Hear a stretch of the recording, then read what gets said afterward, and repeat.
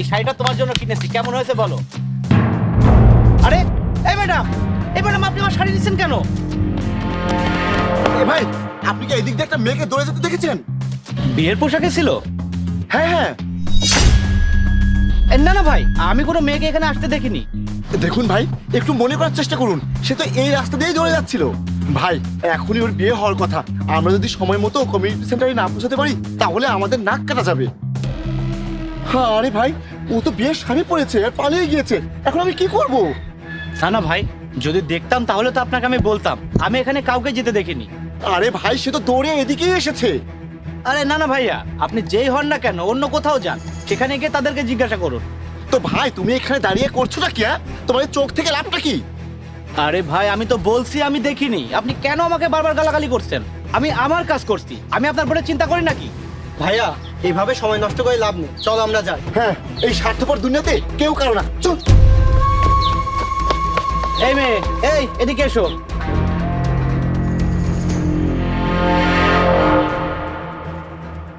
কি হচ্ছে কি? তোমার ভাই এখানে এসেছিল?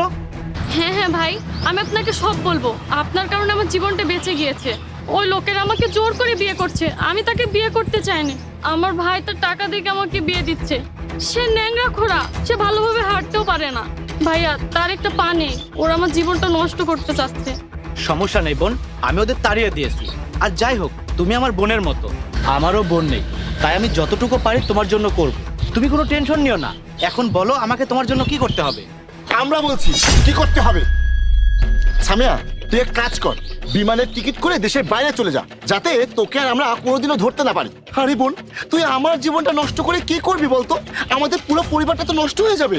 তুই যে বাড়ি থেকে পালিয়েছিস, একটা কথা বল আমাকে, তুই কি একটুও লজ্জা পাসনি? তুই কি ভেবে দেখিসনি যে আমাদের পরিবারের সম্মান কোথায় গিয়ে দাঁড়াবে? মানুষ তো আমাদেরকে নিয়ে ঠাট্টা করবে, কারণ আমাদের কাছে টাকা নেই। কেন আমার জীবনটা নষ্ট করতে চাও ভাইয়া? টাকার লোভে? ভাইয়া দেখো, আমার জীবনটা এভাবে নষ্ট করো না। আমি পড়াশোনা করতে চাই, আমি পড়াশোনা করব। ভাইয়া দেখো, আমি একটা ভালো জব করব, তারপর দেখো আমাদের সব অভাব দূর হয়ে যাবে। কোনো না কোনো ভাবে আমি তোর জন্য একটা ছেলেকে ঠিক করেছি, আর তুই সারা জীবন লেখাপড়াই করতে থাক, তারপর বুড়ো হয়ে যা, সমাজের সবাই থুতু করবে। আরে দরজায় বিয়ের লোক দাঁড়িয়ে আছে। ভাই, বিয়ে দিতে হলে ভালো ছেলের সাথে দেন, এমন পোড়া ছেলের সাথে কেন দিচ্ছেন? আমি যদি আপনার বোন হতাম, আমিও আপনাকে এভাবেই বলতাম। আর সে তো আপনার বোন, তাই তার ভালোর জন্য আপনার ভাবা উচিত। আপনি তো টাকার জন্য অন্ধ হয়ে গেছেন। আরে টাকাই তো সব না। এই, তুমি কি করে জানলে এসব কিছু? তুই নিশ্চয় সবকিছু বলেছিস। সে খোড়া নয়, আমি তাকে দেখেছি। আরে সামান্য একটু সমস্যা আছে, তাতে কি হয়েছে? সরকারি চাকরি আছে ছেলের, টাকা আছে, গাড়ি আছে, বাড়ি আছে। ভাইয়া, ও তো ঠিকই বলেছে, আমরা কোনোভাবে ওকে জোর করতে পারি না। ও তো আমাদের বোঝা নয়, ও তো আমাদের বোন। আমাদের টাকা নেই, এজন্য মানুষ আমাদের দেখে মজা নিত, আমাদের কেউ দাম দিচ্ছে না। কিন্তু আমাদের ভালোর কথা ভেবে ওর জীবন তো আমরা নষ্ট করতে পারি না ভাইয়া। আরে ভাই, বিয়ে হয়ে গেলে তোর পড়াশোনা বন্ধ হয়ে যায় না। ও তো বিয়ে হয়ে যাওয়ার পরে ও পড়াশোনা করতে পারবে। বিয়ের পর ওরা সামিয়াকে পড়াবে না, আমি সব শুনেছি, আর তুমি তাতেই রাজি হয়ে গিয়েছো। যদি ওর ভবিষ্যৎটা নষ্ট হয়ে যায়, দায়ী থাকবো আমরা। কিন্তু এখন আমি কিভাবে কি করব? আত্মীয় স্বজনরা সব চলে এসেছে, বিয়ের জন্য সবাই প্রস্তুত। আচ্ছা ভাইয়া, তুমি নিজেই বলো তো, আত্মীয়রা কি তোমার খারাপ সময় তোমার পাশে এসে দাঁড়িয়েছে?